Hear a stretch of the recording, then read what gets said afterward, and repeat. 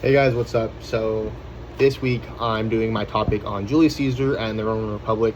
Last week, for anyone that watched my video, I did Egypt and how the Roman Republic fell, became the Roman Empire, and Octavian, which is Caesar's adopted son, adopted heir, conquered Egypt, and they became one of the wealthiest city-states for the Roman Empire, etc., etc. So we're doing kind of a full circle. We're rolling back real quick. We're going to talk about Caesar, the Roman Republic, and then kind of how it fell and what happened with all that. Some of my sources were the history.com, like the History Channel website, and then my other one was the historygeographic.org.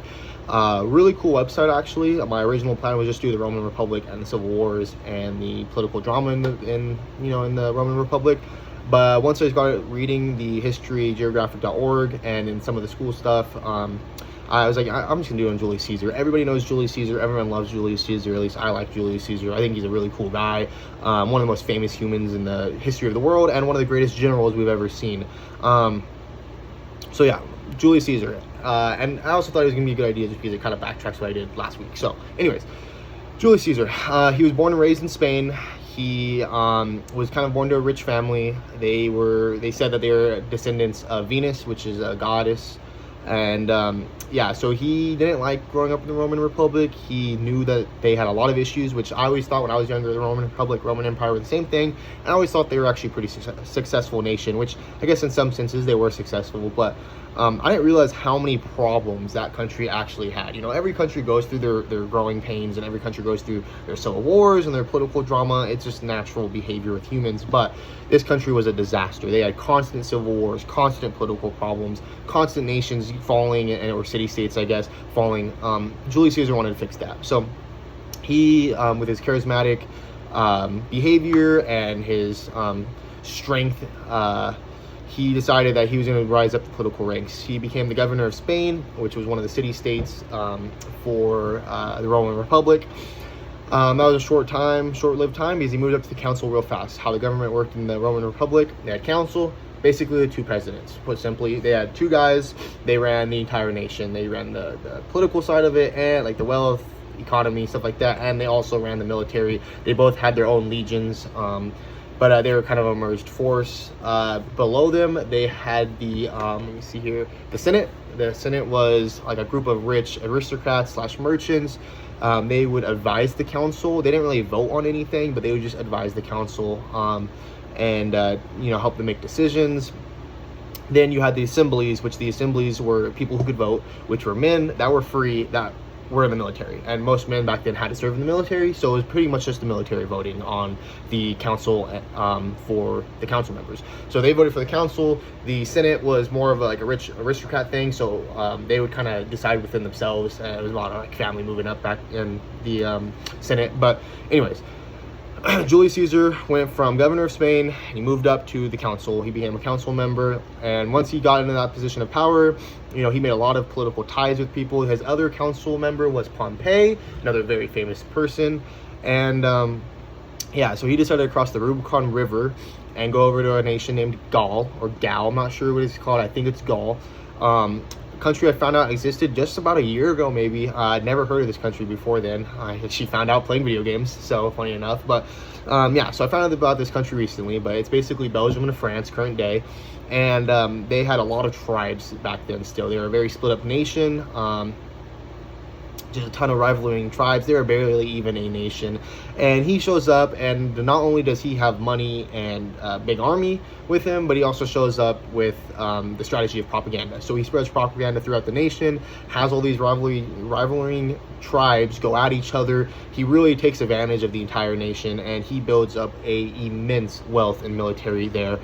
He goes through, he runs amok through the entire nation, building up his army, building up his riches, and eventually the Roman Republic was, Pompey was like, Caesar, you need to come back as a private citizen. Caesar didn't like that, so he said, yeah, I'll come back, but not as a private citizen. He marches back across the Rubicon River and declares war on the Roman Republic as a civil war. He defeats Pompey, and he defeats the Senate's forces. He runs through the Roman Republic, and he turns it basically into a monarchy. It's not the Roman Empire yet. That's when his son takes over, but Roman Republic, he takes over the Roman Republic. He becomes a monarch. He declares himself dictator for life. That was in 44 BCE. Unfortunately, he was assassinated in 44 BCE. He got a low battery.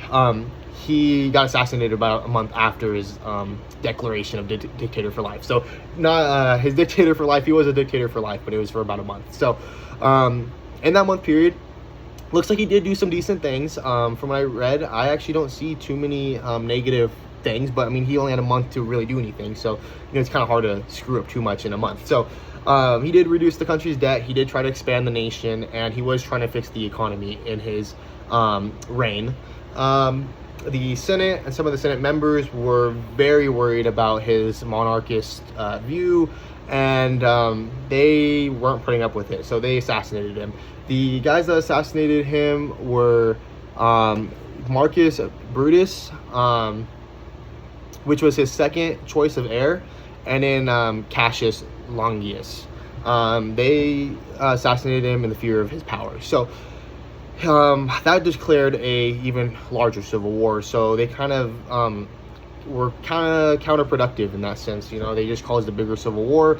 It was between them and then his first heir, which was Octavian. And Octavian obviously won that war and then turned it into the Roman Empire.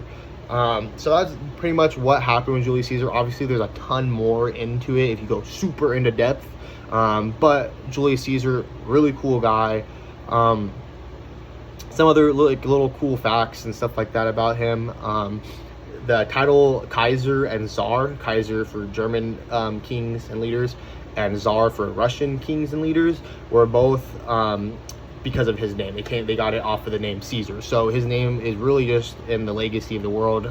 He was so famous in those countries that they decided to just name their leader after him, basically.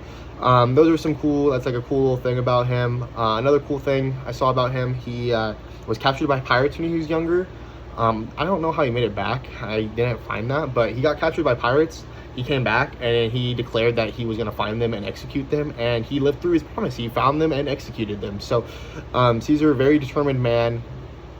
I'd be really interested to see a longer rule from him. I'd be really curious to see what he would do with the Roman Republic. He'd probably turn in the Roman Empire still. He was a monarch.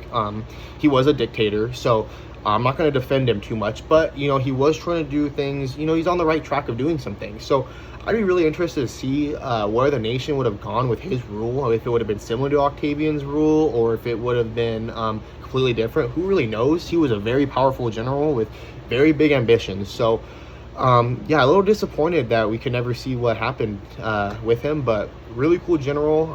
Hopefully next chapter or next modules, there's more about Octavian, so I can go in more, because I just love the Roman Empire. It's one of my favorite things about history. Rome and Egypt and that whole area of the Mediterranean is just the coolest, in my opinion. It has the most in-depth and rich material of history and wars and gods and goddesses that I love learning about it. It's my favorite subject. So anyways, that's my chapter for this week, or that's my speech for this week.